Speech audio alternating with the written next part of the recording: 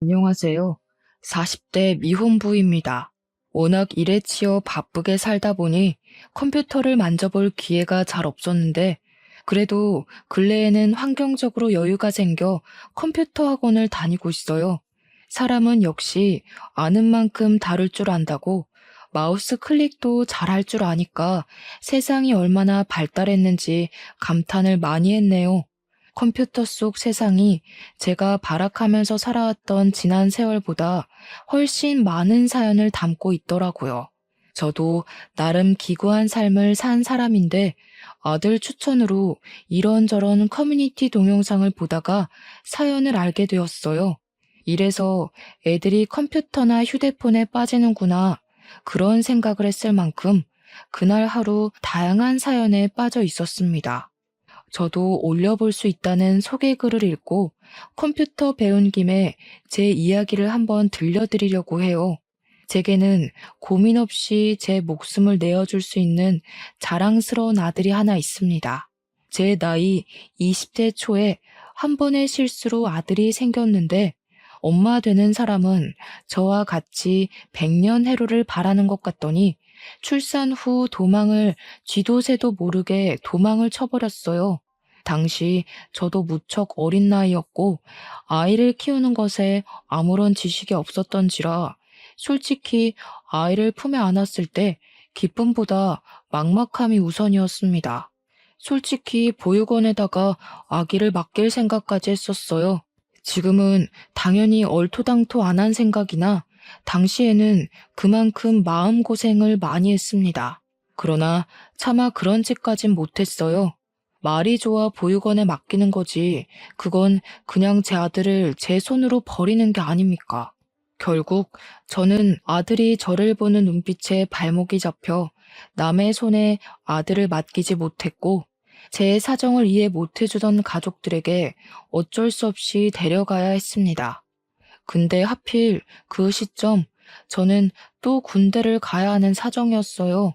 제 아들을 한 번도 사랑의 손길로 보듬어 준 적 없는 가족들 곁에 아들만 두고 가야 하는 상황이었습니다. 그래서 저는 휴가를 받으면 무조건 잽싸게 집에 와서 아들 곁에만 꼭 붙어 있었어요. 만날 때마다 쑥쑥 커져 있는 아기가 너무 신기했고, 또 저를 닮아가는 것 같아서 마음이 괜스레 이상했죠. 그런데요, 제가 저녁이 점점 다가오고 휴가를 더 자주 낼 수 있게 되어서 알게 된 건데, 이상하게 아들 태도가 어딘가 모르게 눈칫밥을 먹고 사는 애처럼 늘 조용하더라고요.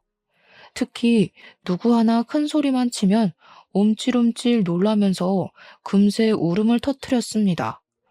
그 모습이 마음에 걸려 저는 저녁을 앞두고 더더욱 복무에 제대로 집중하지 못했던 기억이 납니다. 저녁이 겨우 한 달 남았을 땐 저녁까지 무한한 세월이 걸리는 느낌이었어요. 그렇게 저녁을 하고 연락할 정신도 없이 바쁘게 본가를 찾아갔던 날, 저는 가출을 하게 됩니다.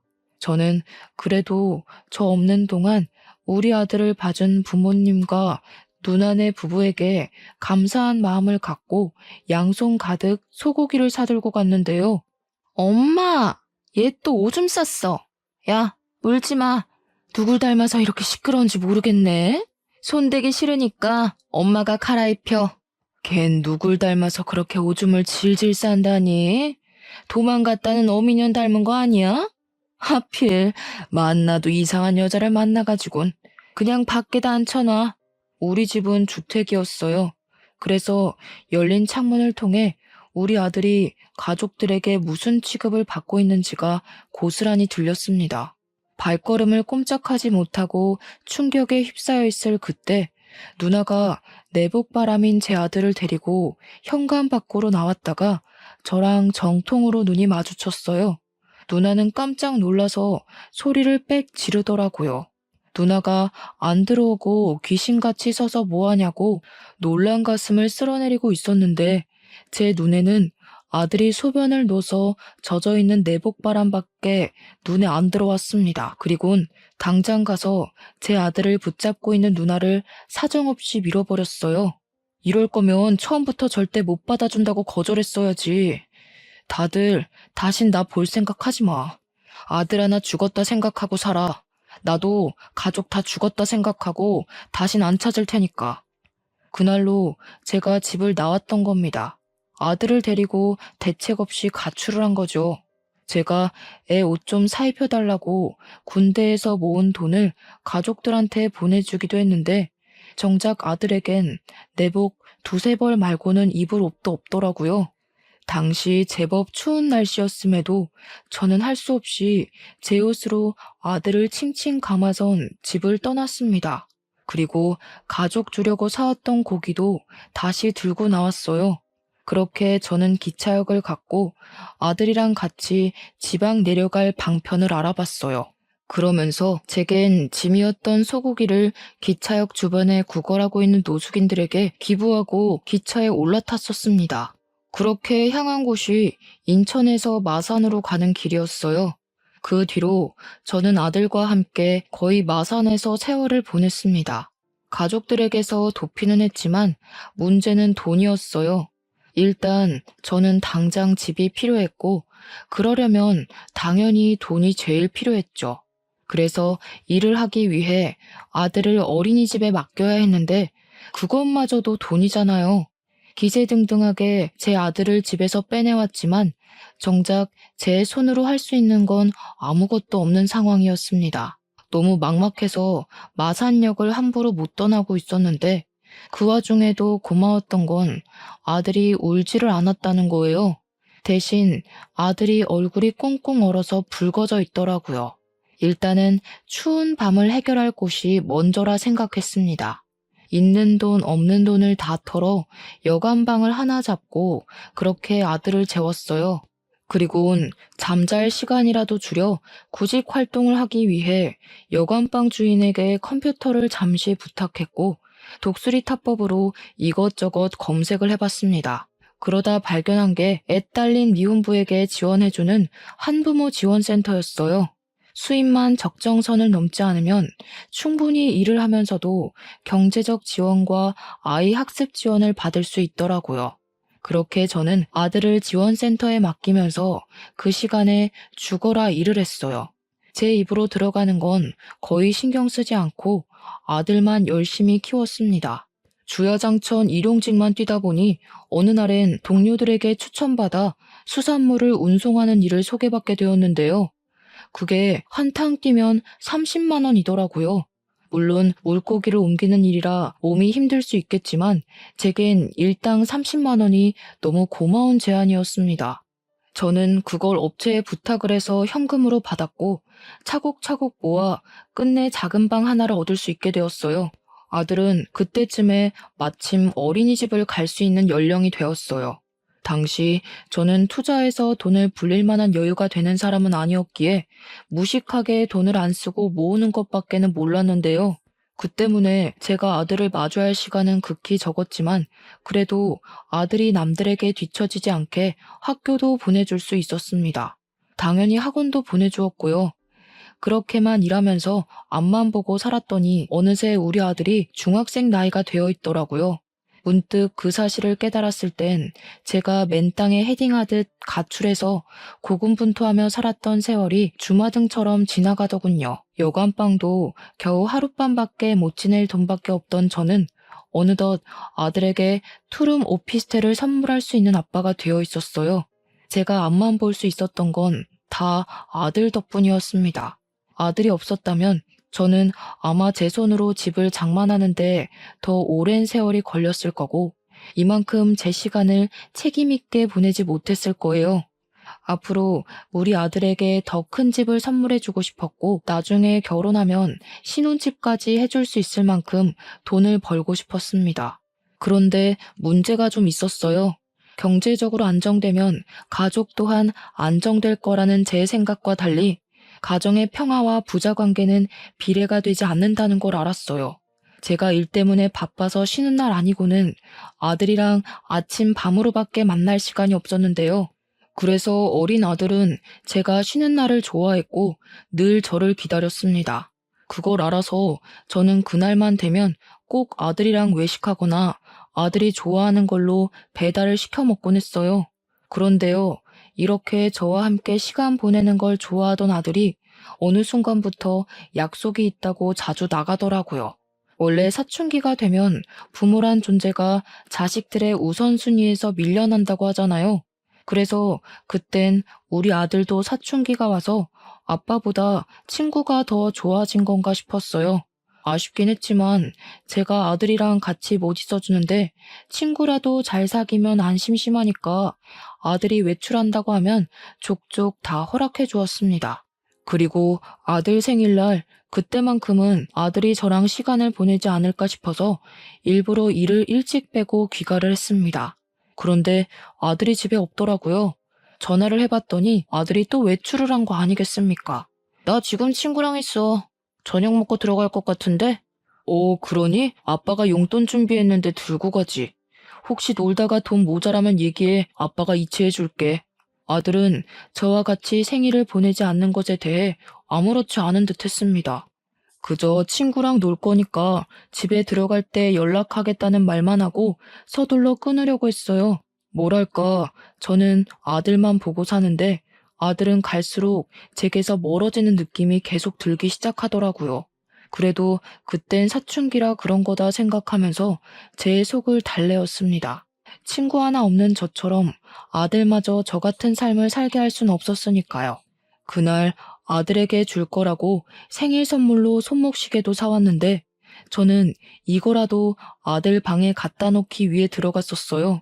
아들이 초등학생일 때 이후로 아들 방문을 오래간만에 열어본 날이기도 했네요.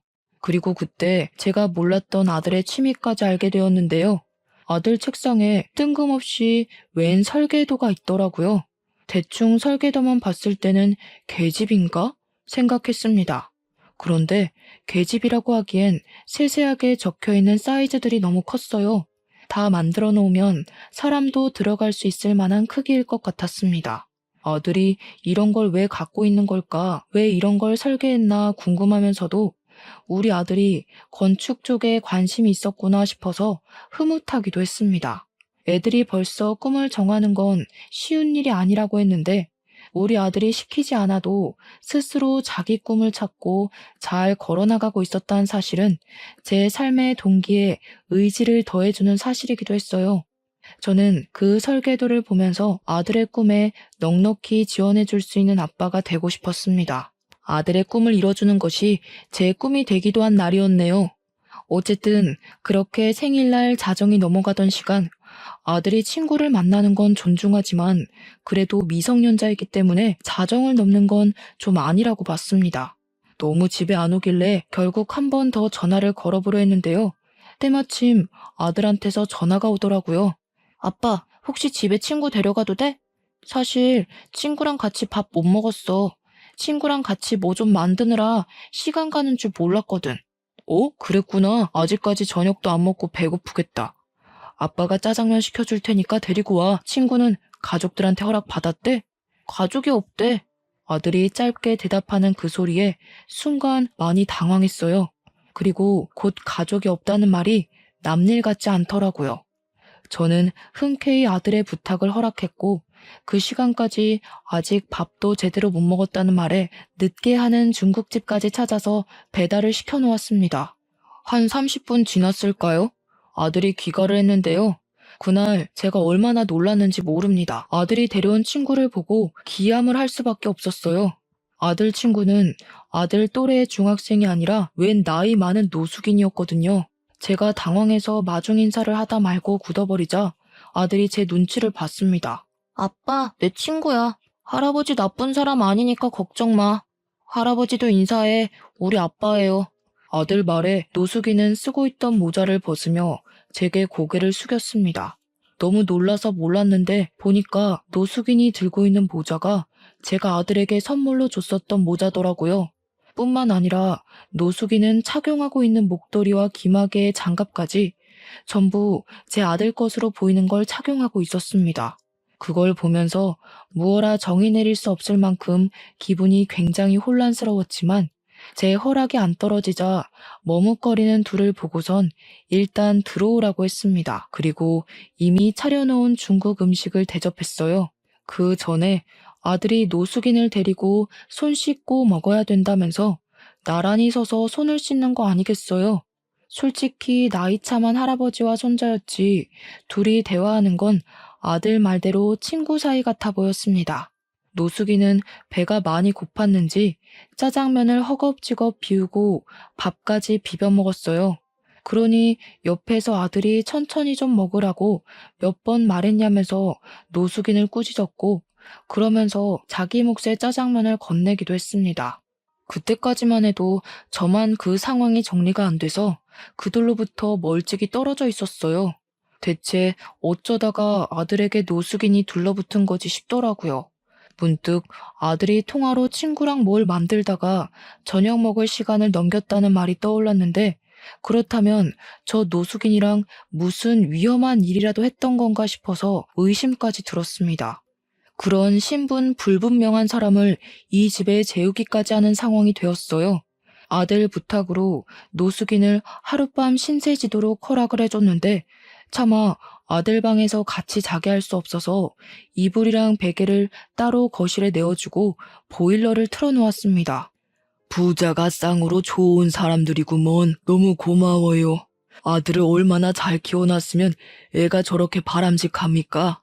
요즘 세상에 부모 버리고 가는 자식들도 많은데 아빠가 이리 마음 좋은 사람이니 아들도 그리 클 수밖에 없었나 보네요.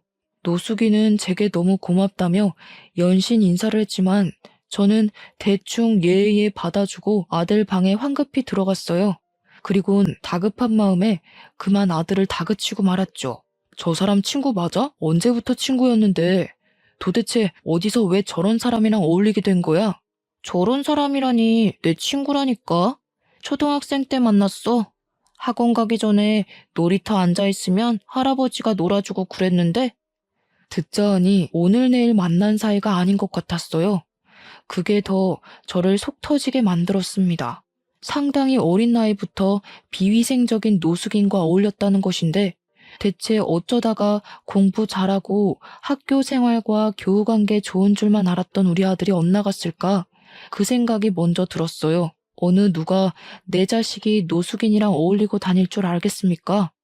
부모로서는 상상도 못할 일이고 이걸 아는 순간 뒤로 넘어갈 큰 사안이잖아요. 그래도 저는 최대한 아들 심기 상하지 않도록 화를 억눌렀어요. 친구 없어? 저런 사람이 어떤 사람들인지 몰라? 그 많은 친구들은 다 어쩌고 왜 하필 노숙자랑 어울려? 저 사람이 뭐 하는 사람인 줄 알고. 그러다 진짜 큰일 나기라도 하면 아빠 생각은 안 해? 아빠는 할아버지랑 얘기 안 해봤잖아. 할아버지 나쁜 사람 아니라니까. 나도 나한테 위험한 사람인지 아닌지 정도는 알아. 네가 알긴 뭘 알아. 살아봤자 얼마나 살았다고. 저런 사람들은 잃을 게 없어서 더 나쁜 마음 쉽게 먹을 수 있단 말이야. 제 말에 아들은 결국 화를 참지 못해 자리에서 벌떡 일어났어요. 그리곤 저에게 처음으로 반항을 하며 언성을 높이더라고요. 아빠는 매일 일한다고 얼굴도 안 비추잖아. 솔직히 할아버지보다 아빠 얼굴 보는 게 더 힘들거든? 아빠가 돈 번다고 그러는 거 알겠는데 그래서 나도 아빠한테 불만 숨기고 아무 말 안 하잖아. 그럼 아빠도 내가 누굴 사귀든 신경 꺼야지.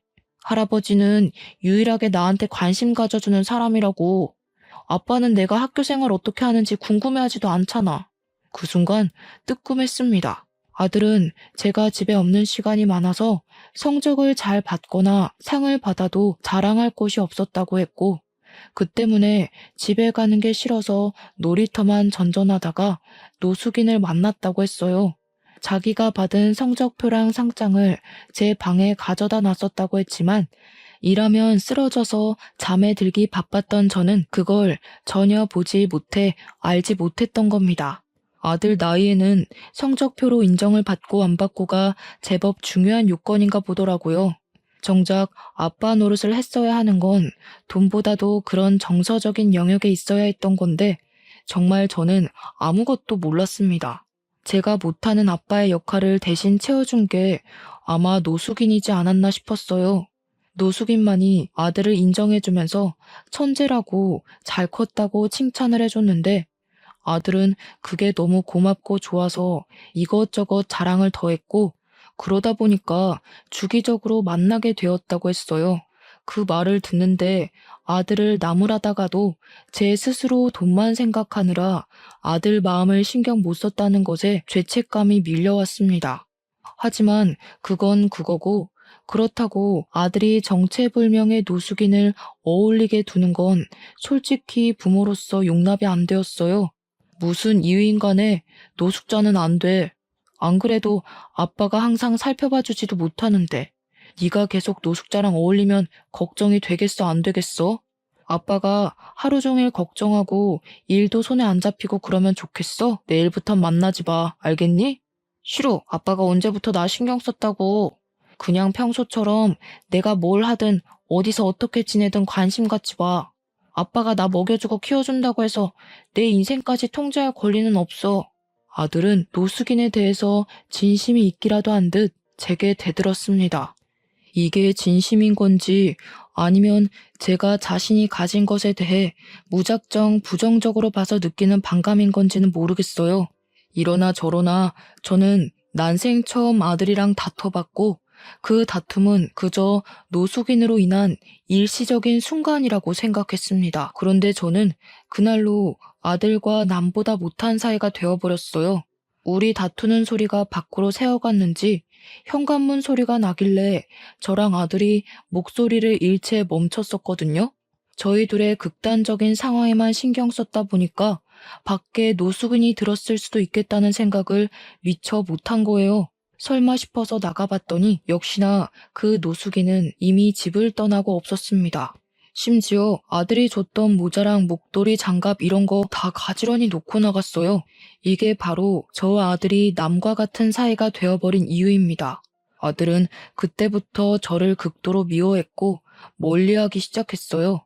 아마 사춘기가 더 심해져서 저를 투명인간 취급했을 겁니다.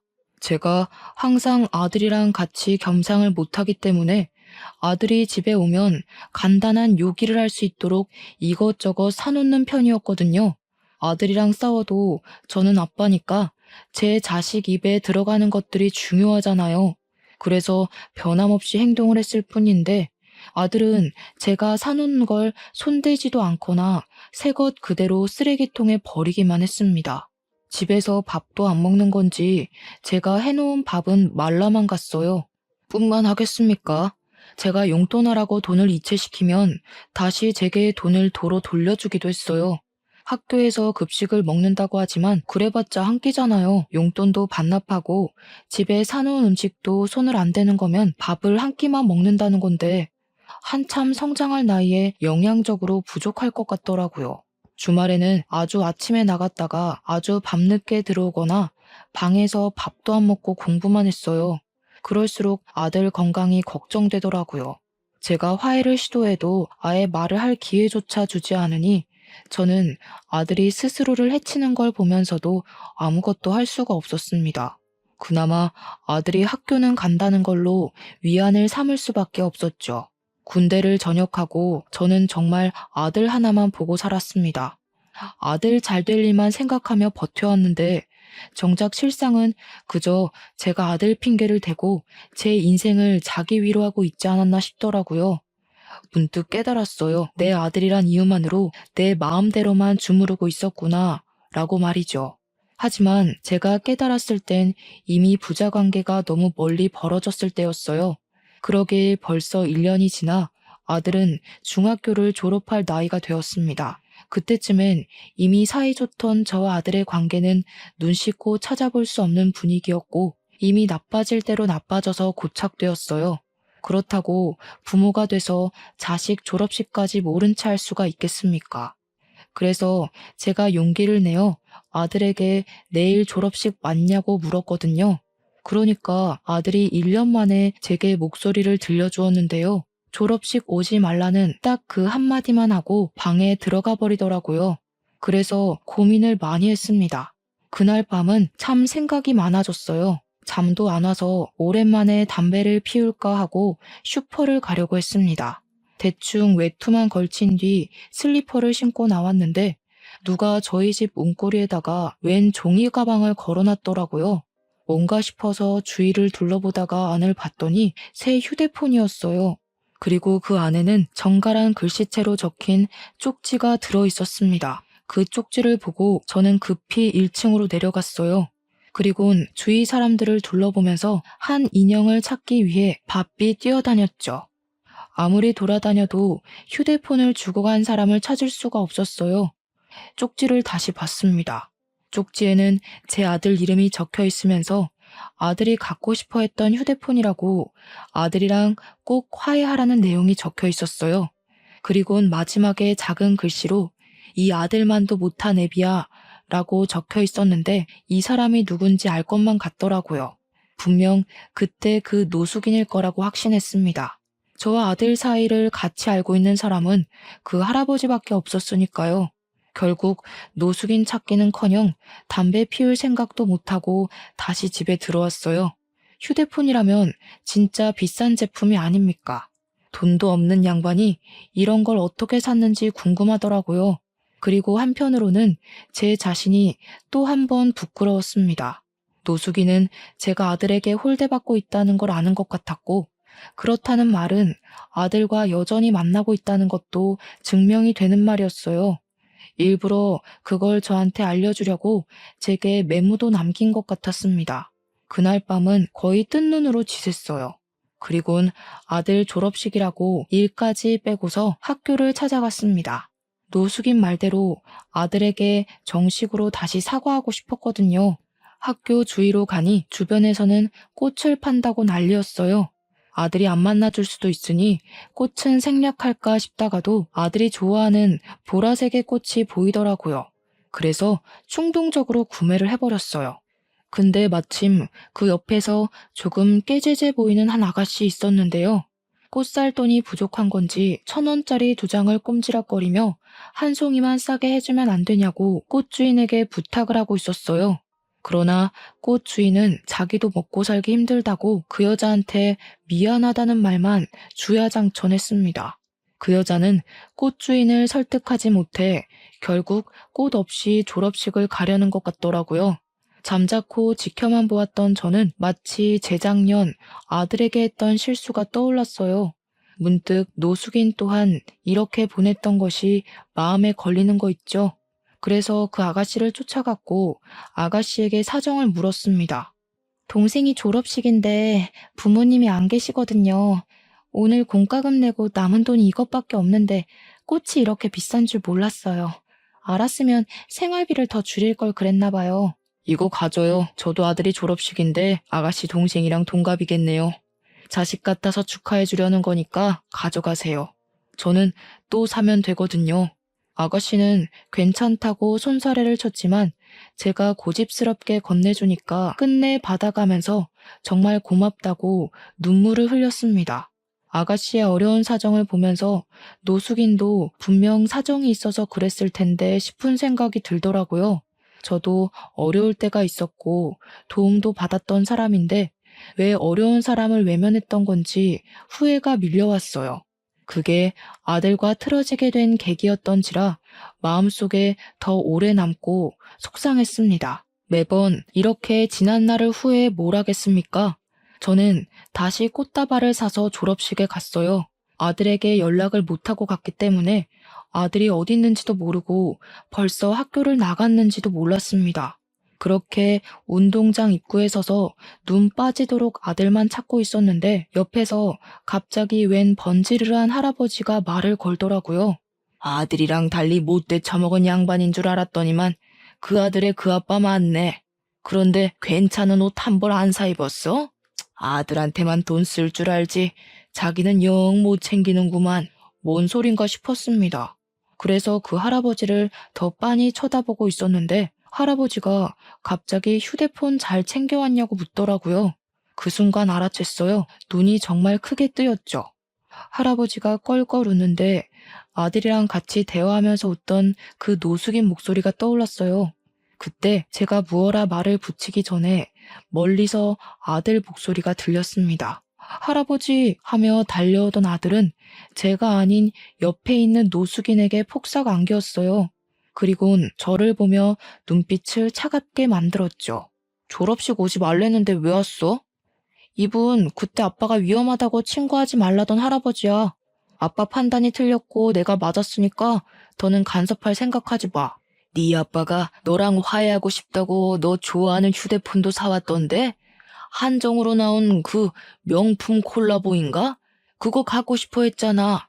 아빠 멀리하면 휴대폰도 멀어질 텐데 괜찮겠냐? 제가 아무 말도 못하는 사이 노숙인이 끼어들어 우리 사이를 화해시키려고 주도했습니다. 근데 노숙인의 말이 효과가 있었던 건지 아들이 제가 들고 있는 종이 가방을 힐끔거리더라고요. 이미 그 순간 그동안 봐왔던 아들의 차가운 인색이 사라지고 제게 마음이 풀릴랑 말랑하는 얼굴빛을 띄었어요. 그래서 제가 바로 용기를 냈던 것 같습니다. 미안해 아들, 아빠가 틀린 게 맞아.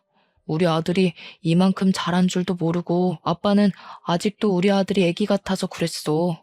아들 친구 관계에 간섭할 생각 없었어. 오해하게 만들어서 미안해. 앞으로 우리 아들이 뭘 하든 존중해 줄 거야. 약속할게. 그리고 저는 노숙인에게도 죄송했다고 고개를 숙였습니다. 노숙인에게 무슨 사정이 있는진 묻지 못했지만 그날의 실수는 제 탓이 맞기 때문에 사과를 우선으로 해야 된다고 생각했어요. 연신 용서를 구했는데 노숙인은 그저 웃기만 하더니 오히려 제게 더 고맙다고 말씀하시더라고요. 눈 감기 직전까지 가족의 품은 못 느끼고 죽을 줄 알았는데 손자 같은 친구를 만들어줘서 고맙다고 하는 거 있죠. 그리곤 자세한 얘기는 식사하면서 나누자더니 저희를 데리고 자그마한 고급 중식 레스토랑을 들어섰습니다. 예약을 해놨다고 했고 저희는 바로 방을 안내받았어요. 근데 좀 당황스러웠던 것은 그곳에 들어가니까 직원들이 노숙인을 향해 고개를 숙이는 거 아니겠어요? 손님한테 인사하는 것 치곤 주방에 있는 사람까지 나와서 인사하길래 그게 좀 당혹스러웠어요. 대체 노숙인의 정체는 뭘까? 그 생각만 하면서 안내해주는 자리에 앉았고 음식은 곧바로 세팅이 되었습니다.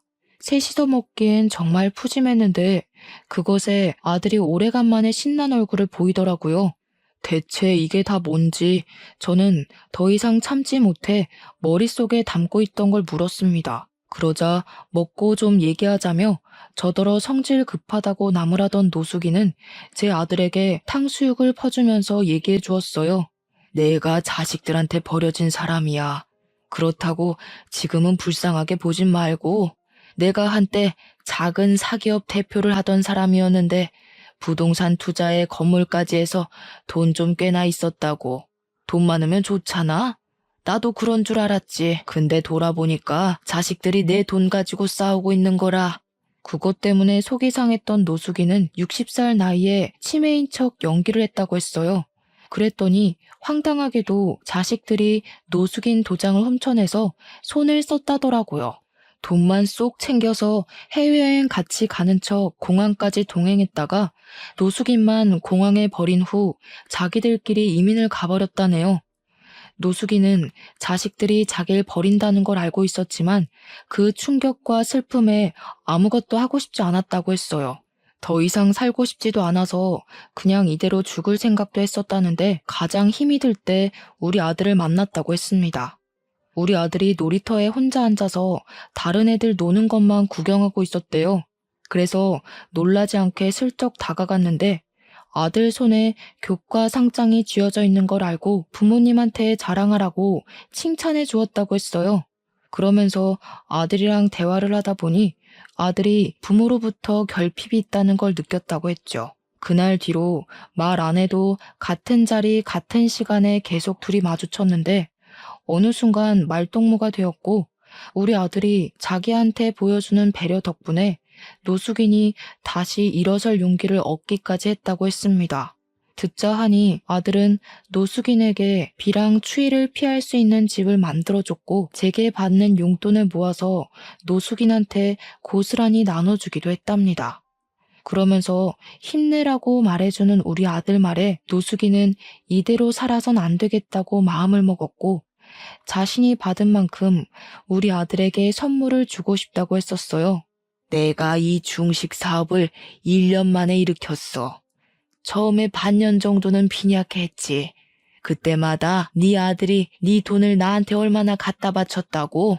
내가 그 돈 아니었으면 이 사업도 연구 못했어. 돈이 있어야 연구를 하지. 그 말을 듣자 우리 아들이 남에게 용돈을 주고 있었다는 것도 놀라웠지만 문득 생각이 났던 게 아들 책상에 있던 설계도였습니다. 그게 노숙인을 위한 작은 쉼터였다는 것이 더 놀라웠어요. 근데 여기서 더 놀라운 건 노숙인의 바람이었는데요. 우리 아들이 건축에 재능이 있는 것 같다고, 아들이 자신의 사업에 보탬이 되어준 것처럼 노숙인도 우리 아들 미래에 지원을 해주고 싶다고 하더라고요. 아직은 레스토랑 치곤 좀 작지? 근데 내가 사업 수완이 좋은 사람이라서 1년 뒤에는 훨씬 더 커져 있을 거다. 내가 살아있는 한 잘 되기만 할 거야.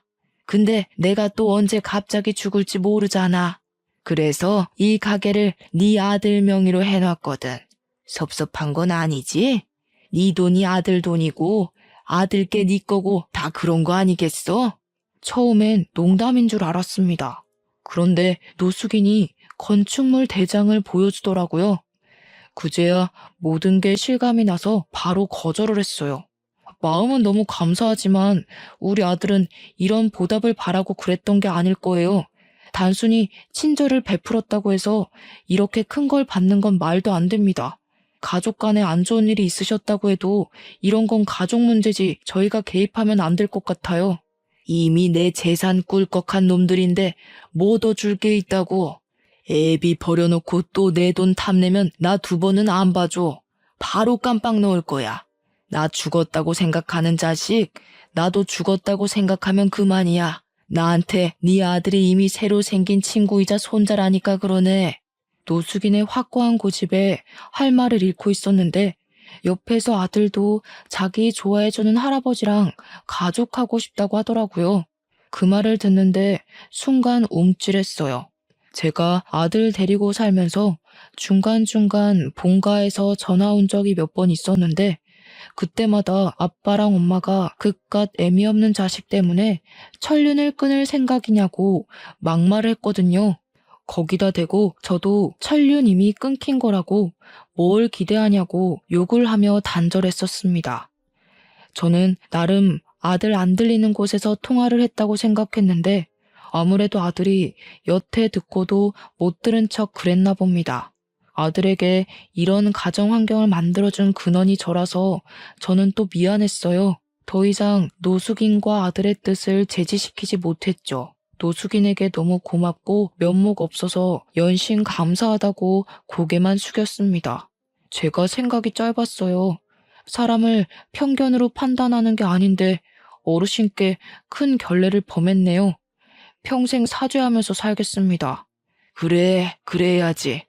근데 내가 안 보이는 데서 사죄를 하면 뭐하나? 수산물 운반 작업한다고 했지? 이참에 내 밑에 들어와서 운영 좀 배우는 게 어때? 어쩜 이렇게 끝도 없이 사람을 미안하게 만드는 건지. 아들 말대로 노숙인은 나쁜 사람이 아니었어요.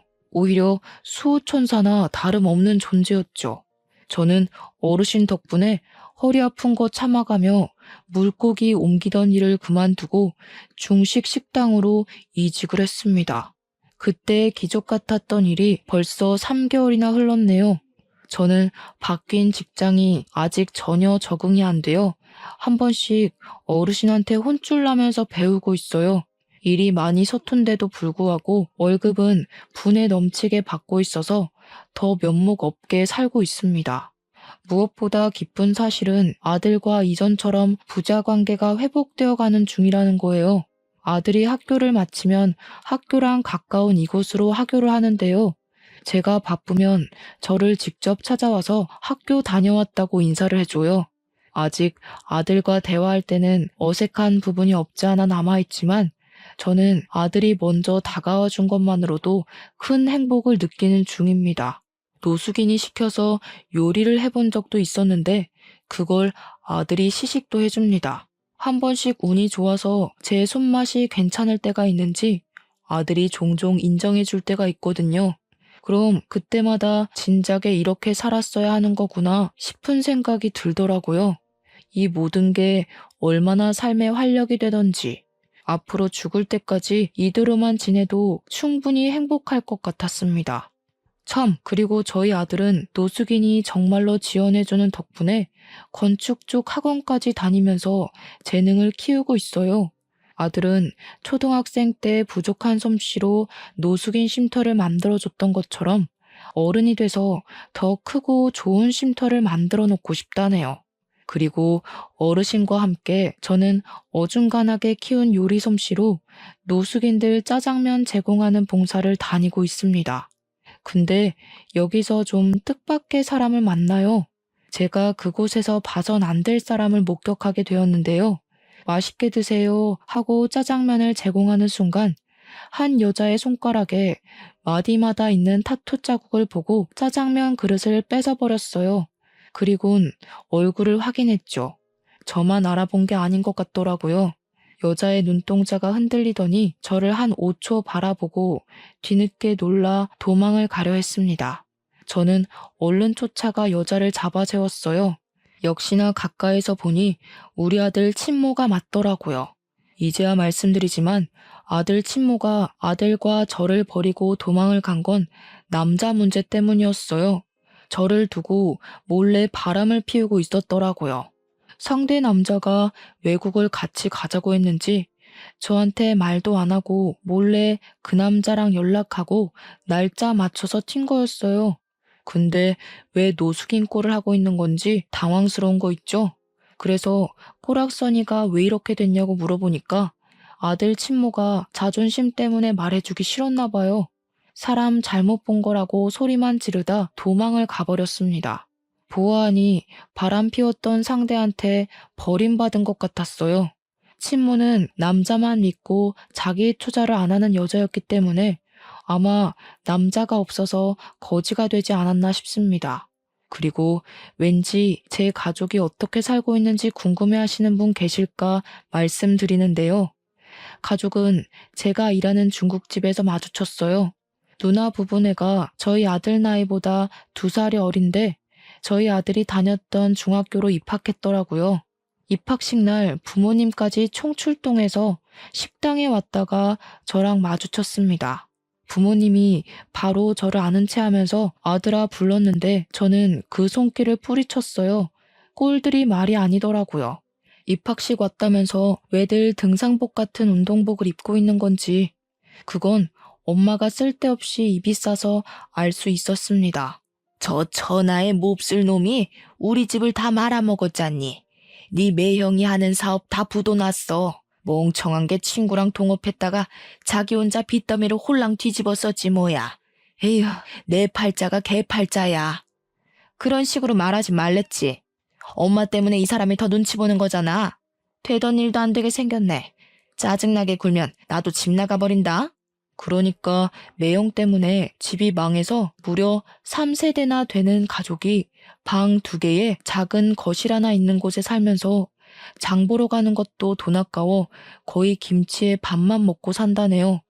그날은 조카가 입학식이라서 몇 년 만에 외식을 하는 거랍니다. 우리 아들을 잡아먹을 듯 이빨 드러내던 사람들이 서로 핥히는 말을 하고 있으니 꼴 좋다 싶었습니다. 그러거나 말거나 저는 천륜을 끊어버렸는데 무슨 상관인가요? 내 알바 아니라고 모른 척 하려고 했더니 엄마가 자꾸 저를 붙잡으면서 유니폼이 좋아 보이는데 이곳에 오래 일했냐고 정직원이냐고 이것저것 관심을 보였어요. 그러자 분주한 분위기에 사무실에서 나온 노숙인은 제게 다가와 친히 엄마를 떼어내 주었습니다. 그러면서 사장 될 사람 함부로 만지는 거 아니라고 해줬고 여기서 더 소란 피우면 테이블 밖으로 내줄 테니 야외에서 먹게 할 거라고 상냥하게 말씀하셨어요. 그러자 가족들은 사장이라는 단어에 제게 묻고 싶은 것이 많아 보이는 눈치였지만 입 다물고 짜장면만 먹었습니다. 그날은 그렇게들 돌아갔는데 아마 조만간 또 찾아오지 않을까 싶어요. 그땐 우리 아들 생각해서라도 다신 엮이지 않게 정신 똑바로 차리고 쫓아낼 생각입니다. 저희는 이렇게 불안과 행복 사이를 오가면서 지내고 있어요. 막상 기적처럼 행운이 쏟아지니 행복할수록 불안도 큰 것 같다는 걸 느낍니다. 항상 자만하지 않고 가진 것을 지키는 데만 에너지를 쓰며 살 것 같네요. 그럼 긴 글 들어주셔서 감사합니다. 늘 평안하세요.